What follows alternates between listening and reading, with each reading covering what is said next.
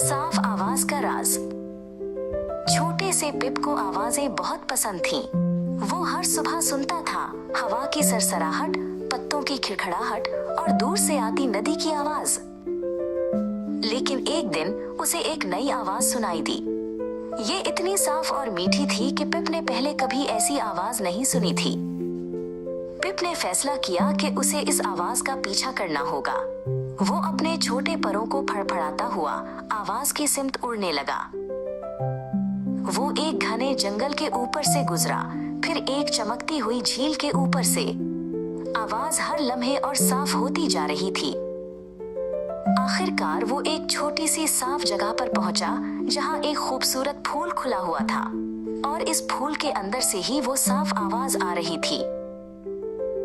ये एक नन्ही सी मक्खी थी जो फूल के अंदर गंगना रही थी।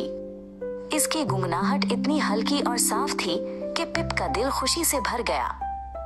पिप ने मक्खी से पूछा, तुम्हारी आवाज इतनी साफ क्यों है?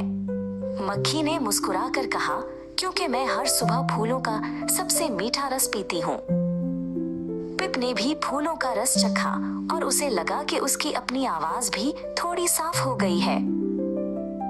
उस दिन से पिप हर सुबह फूलों के पास जाता और मक्खी के साथ गुनगुनाता।